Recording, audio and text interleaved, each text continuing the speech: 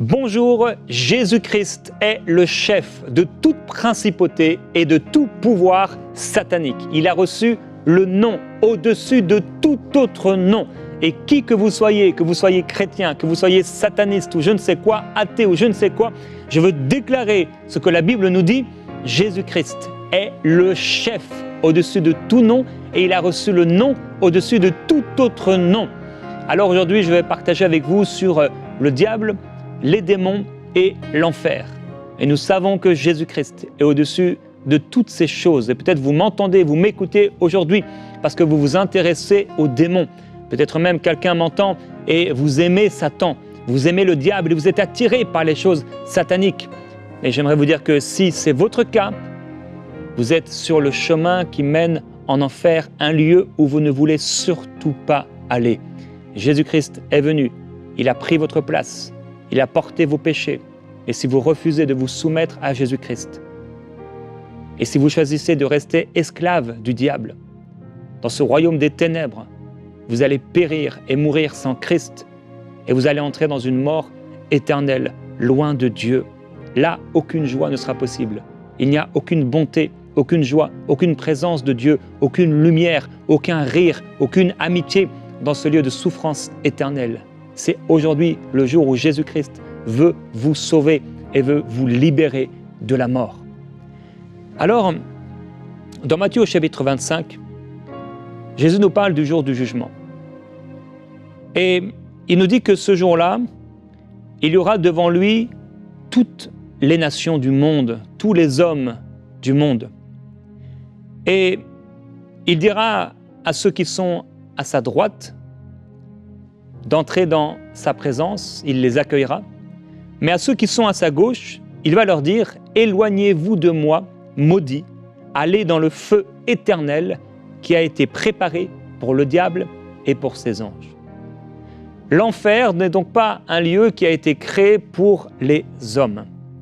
Mais l'enfer, ce lieu de souffrance éternelle, a été créé pour le diable et pour ses anges. Mais tous ceux qui suivent le diable et qui refusent de se soumettre à la seigneurie de Jésus-Christ vont suivre le chemin du diable et vont aller en enfer.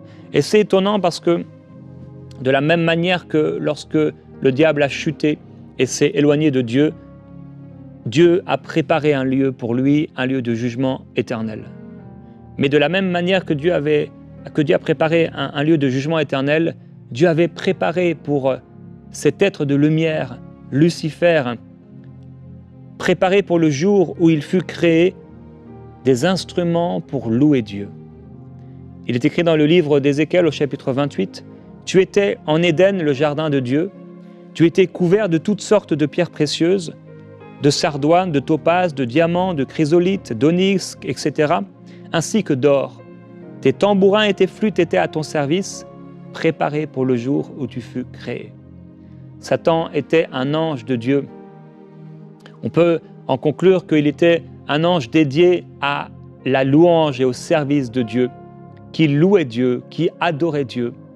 Et pour le jour où il fut créé, parce que c'est une créature et ce n'est pas le Créateur, Dieu avait préparé cela pour le jour où Dieu allait le créer. Mais quand Satan a chuté, ce n'est plus maintenant des tambourins, des flûtes, des instruments pour servir Dieu et pour louer Dieu, mais c'est un lieu de souffrance, un lieu de jugement que Dieu a préparé pour les diables et pour tous ceux qui l'ont suivi. Et le livre d'Apocalypse nous dit qu'un tiers des étoiles est tombé du ciel lorsque Satan est tombé du ciel. Et on peut en conclure par là qu'un tiers des anges qui servaient Dieu ont suivi dans sa chute Satan, qu'on appelle Lucifer. Alors qu'est-ce que l'enfer? La géhenne, l'enfer, le lac et l'étang de feu et de soufre, encore la fournaise ardente, l'abîme, les ténèbres du dehors, la seconde mort, c'est un lieu de châtiment et de prison et de souffrance éternelle dont on ne peut sortir. C'est un feu éternel qui ne s'éteint point, où le ver rongeur ne meurt pas, et il y aura des pleurs et des grincements de dents. C'est un lieu de mort et de perdition. C'est le châtiment d'une ruine éternelle dans l'obscurité des ténèbres, où les âmes qui n'auront de repos ni jour ni nuit seront enchaînées éternellement par les ténèbres et tourmentés jour et nuit au siècle des siècles, et d'où la fumée de leur tourment montera au siècle des siècles. Voilà des caractéristiques de ce qu'est l'enfer. Alors celui qui était dans les cieux, Lucifer, qui est devenu Satan, était un chérubin, un ange important, aux ailes déployées. Il était riche en beauté. Il était un ange rempli de gloire et de beauté. Mais lorsqu'il est tombé, il a été dénué de toute sa gloire. Et il a été jeté de sa position de gloire, alors qu'il était dans les cieux, il a été jeté sur la terre. Jésus dit, alors qu'un jour, il est en train de chasser les démons de cet homme, et il ordonne aux démons de quitter le corps de cet homme. Les démons parlent et ils s'écrient, « Qu'y a-t-il entre nous et toi, Fils de Dieu? Es-tu venu ici pour nous tourmenter avant le temps ?» Les démons qui étaient dans le corps de cet homme et les démons qui vont supplier Jésus de les envoyer non pas dans l'abîme, dans Luc au chapitre 8, on va le lire, mais qui vont supplier de les envoyer dans les ports, les pourceaux. Et même démons ici qui suppliaient Jésus de ne pas les tourmenter avant le temps, les démons savent qu'il y a pour eux un temps de tourment éternel. Il y a un temps, il y a un jour où ils ne pourront plus régner sur la terre, puisque certains d'entre eux sont sur la terre et en train de faire du mal. Quelque part, ils ne règnent pas puisqu'ils ont été dépouillés et ils sont là en souffrance, ils sont là dans le rejet, ils sont là dans la honte, puisque les esprits de rejet, de honte, de souffrance, ce sont ces esprits qui eux-mêmes vivent ces choses. Et lorsque un enfant de Dieu prend autorité contre ces esprits de quitter une personne, par exemple, lorsque ces esprits sont venus oppresser une personne sur la terre, lorsque ces esprits méchants viennent, parfois sous la forme d'une maladie, ils envoient, ils créent une maladie, ils amènent une maladie dans le corps d'une personne. Ces esprits qui peuvent amener des pensées de suicide à quelqu'un, des pensées de mort, qui peuvent amener le chaos, la destruction dans un couple, dans une famille. Ces esprits qui peuvent amener un enfant à tomber malade et près de la mort et ses parents ne pas savoir quoi faire. Mais Jésus-Christ, si vous faites appel à lui, il peut guérir votre enfant. Il peut guérir votre enfant. Il y a un couple, vous m'entendez, ou quelqu'un, une femme, tu m'entends maintenant et ton enfant est malade. Jésus-Christ peut le guérir et Jésus-Christ veut le guérir. Mais le diable s'en est pris à toi et s'en est pris à ton enfant. Mais le Seigneur Jésus-Christ est mort pour donner la vie à ton âme, à ton enfant, et également pour guérir de toutes ces maladies ton enfant. Alors qu'il puisse être guéri, alors que tu te tournes vers le Seigneur Jésus-Christ, pleinement, complètement, entièrement. L'abîme, c'est un endroit provisoire de souffrance. Dans Luc, au chapitre 8, il y a donc Jésus qui est en train de chasser des démons d'un homme, un homme qui se meurtrissait avec des pierres. On peut voir ces choses aujourd'hui avec des personnes qui se font mal, qui se font saigner, etc., parce qu'ils sont oppressés par des esprits. Et cet homme était là, et la Bible nous dit qu'il était souvent dans les tombes. Il passait les nuits dans les tombes et on avait essayé de le lier plusieurs fois, mais il avait cassé ses chaînes, brisé ses chaînes. Il était d'une force incroyable et surnaturelle. Et quand Jésus, poussé par l'Esprit, va traverser la mer, arriver dans cet endroit, cet homme qui souffre, parce qu'en fait il souffre, commence à courir vers Jésus, parce que son cœur cherche la délivrance. Mais il ne trouve personne pour le délivrer. Et les démons, quand Jésus prend autorité, puisqu'on voit dans le texte que Jésus va prendre autorité, commencent à supplier Jésus de ne pas les envoyer. Il est écrit, il priait, donc il suppliait instamment Jésus de ne pas leur ordonner d'aller dans l'abîme. Le terme abyssos, l'abîme. Alors qu'est-ce que c'est l'abîme ? L'abîme, c'est un lieu sans fond, infini. C'est une fosse. c'est une incommensurable profondeur. Ça veut dire que, donc on aurait pu le traduire par tous ces termes, c'est un lieu sans fond de ténèbres et de mort. Et les démons qui aujourd'hui sont sur la terre actuellement, qui ne sont pas dans ce lieu enchaînés en ce moment, certains le sont, d'autres sont libérés, entre guillemets, libres sur la terre, et ils essaient de trouver des demeures dans les hommes. Et si vraiment ils ne peuvent le trouver dans les hommes, ils vont peut-être parfois habiter des animaux, mais les esprits préfèrent habiter dans le corps des hommes. Eh bien, ces esprits vont faire du mal aux hommes et le diable est venu pour égorger, pour détruire, pour tuer. Jésus dit, lui, qu'il est venu pour donner la vie et la vie en abondance. Il met devant nous la vie et la mort et il nous dit, choisis la vie afin que tu vives.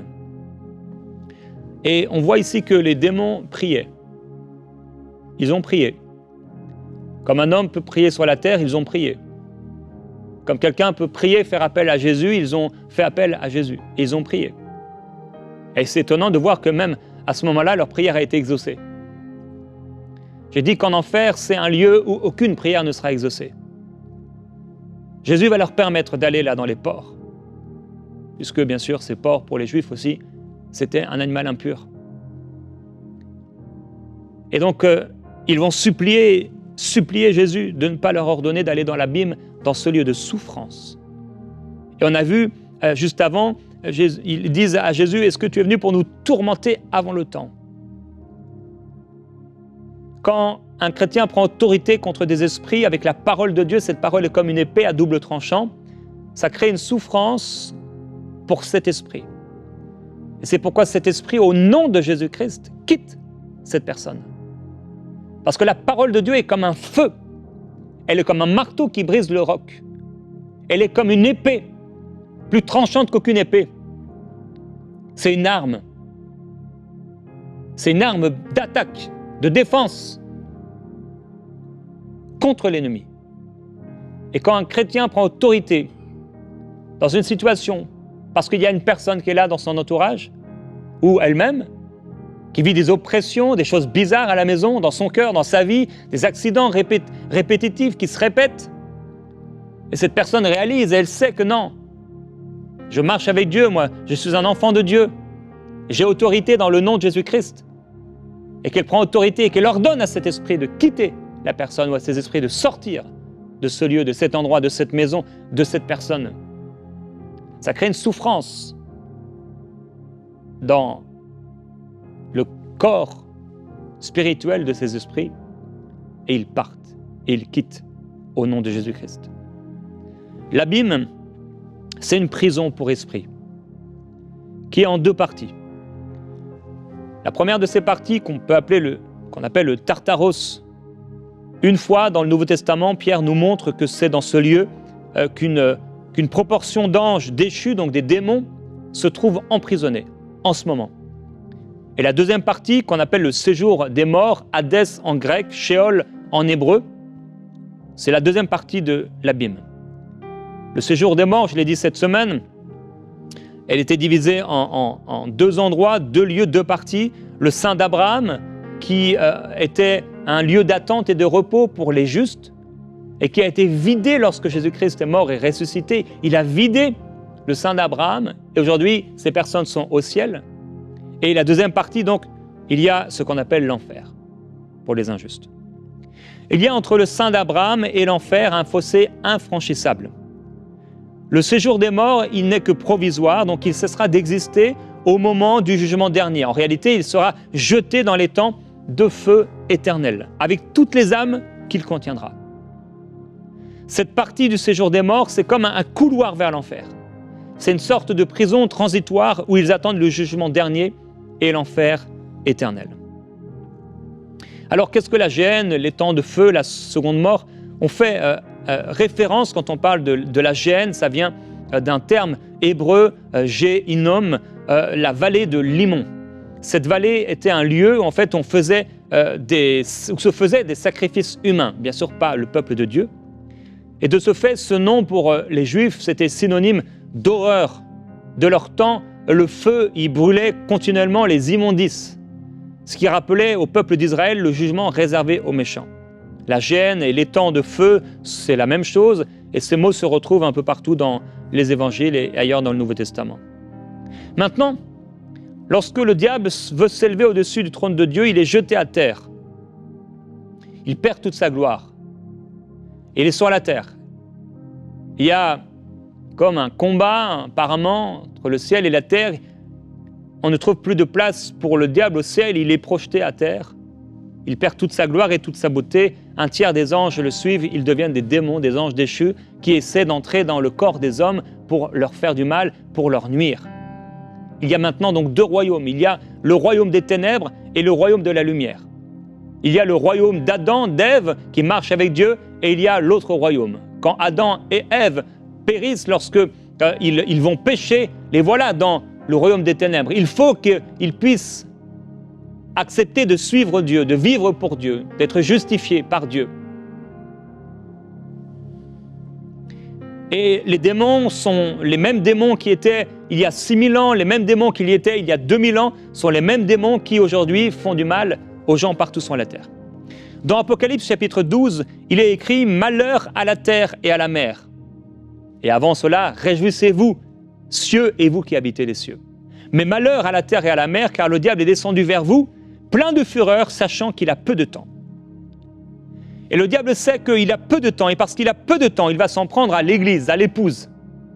Il va essayer de faire du mal aux chrétiens, essayer d'arracher les chrétiens du royaume de Dieu pour essayer d'amener, de tenter, de mentir, de tromper, de tricher, de faire du mal, de séduire le chrétien pour que ce chrétien retombe dans la défaite alors qu'il est plus que vainqueur. Que ce chrétien tombe dans le péché, il veut à tout prix, comme un lion rugissant, il cherche à dévorer ce qui marche avec Dieu. Pierre va nous dire, Dieu n'a pas épargné les anges qui ont péché, mais il les a précipités dans les abîmes de ténèbres et les réserve pour le jugement. Donc, c'est ce que Pierre nous dit. Il y a donc des abîmes, ce lieu sans aucun fond, de ténèbres, où il y a les anges qui ont chuté, qui sont en ce moment enchaînés dans ce lieu. Jude va nous donner plus de détails, un détail de plus en tout cas.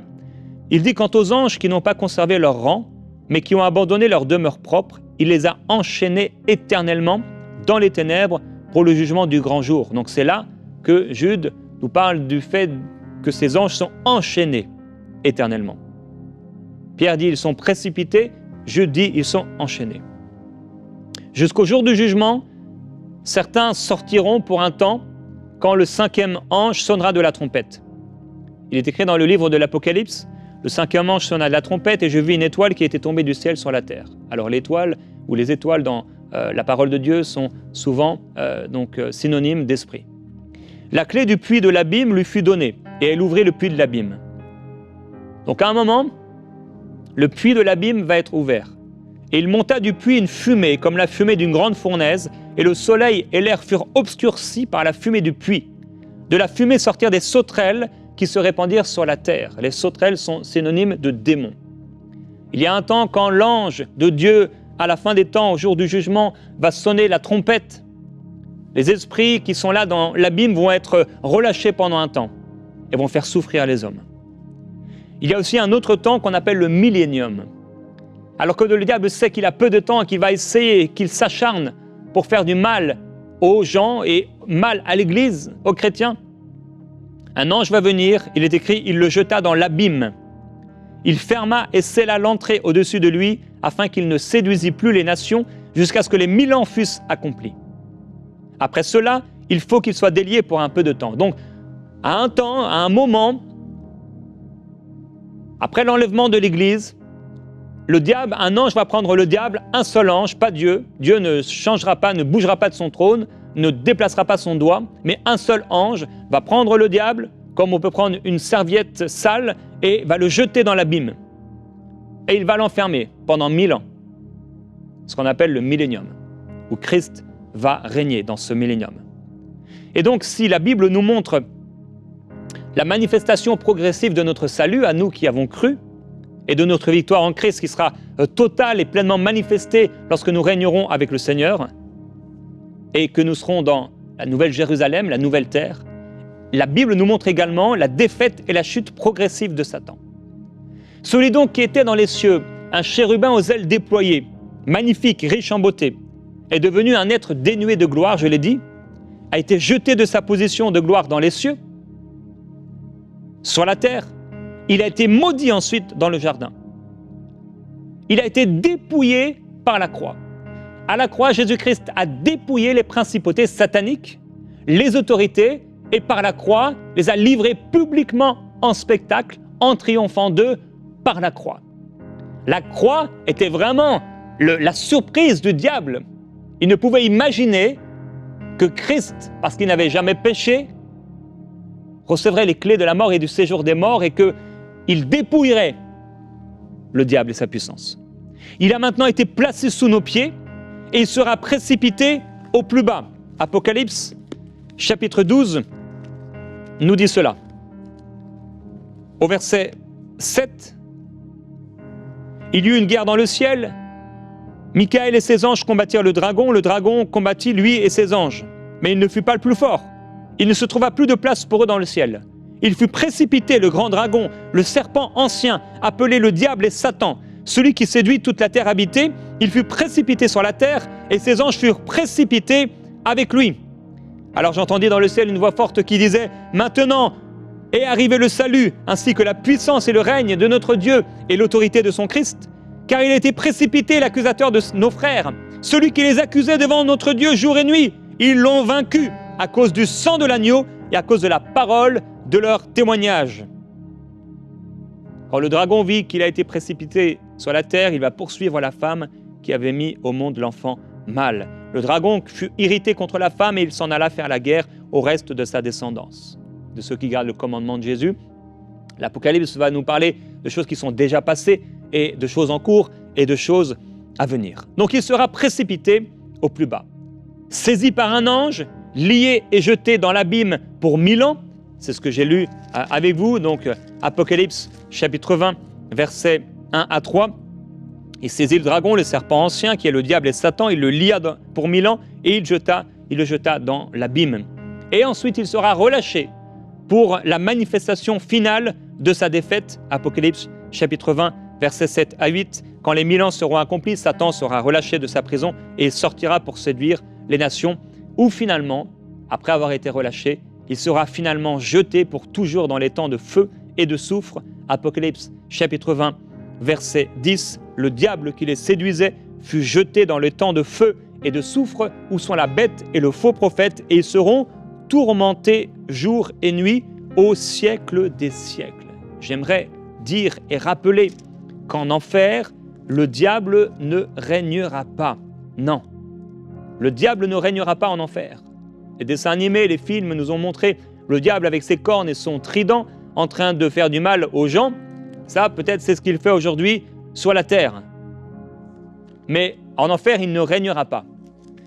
Ésaïe 53, le livre d'Ésaïe au chapitre 53, ce chapitre 53 est à Jésus ce qu'Ésaïe chapitre 14 est au diable. Ésaïe 53 va nous montrer les souffrances de Christ. Ésaïe chapitre 14 va nous montrer la défaite de Satan. Ézéchiel dira, dans Ézéchiel chapitre 28, un chapitre parallèle avec Ésaïe 14, conclura ce passage en disant à Satan, « Tu ne seras plus jamais rien ». Ici, Ésaïe 14 nous dit, « Quoi donc, tu es tombé du ciel, astre brillant, fils de l'aurore, tu es abattu à terre, toi le dompteur des nations. Tu disais en ton cœur, je monterai au ciel, je lèverai mon trône au-dessus du trône de Dieu. Je siégerai sur la montagne de la rencontre, mais tu as été précipité dans le séjour des morts, au plus profond d'une fosse. Et écoutez, ceux qui te voient fixent sur toi le regard. Ils te considèrent attentivement. Est-ce là cet homme qui faisait trembler la terre, qui ébranlait les royaumes, qui séduisait le monde en désert, qui réduisait le monde en désert, qui ravageait ses villes et qui ne relâchait pas ses prisonniers? Tous les rois des nations sont couchés avec honneur, chacun dans sa maison, mais toi tu as été jeté loin de ton sépulcre, comme un rameau horrible, comme une ordure, comme une dépouille, et précipité sur les pierres d'une fosse comme un cadavre piétiné. On ne mentionnera plus jamais la race des méchants. En enfer, le diable ne régnera pas. Mais il deviendra comme tous ceux qui ont refusé de se soumettre à Jésus-Christ. Il n'y aura plus aucune puissance. Il n'y aura plus aucun orgueil. Il sera comme tous les autres esprits humains, les anciens anges de Dieu, qui se sont rebellés au Seigneur, envers le Seigneur. Les démons sont déjà dans des souffrances, ceux qui sont enchaînés, ceux qui sont sur la terre, ils vont mal.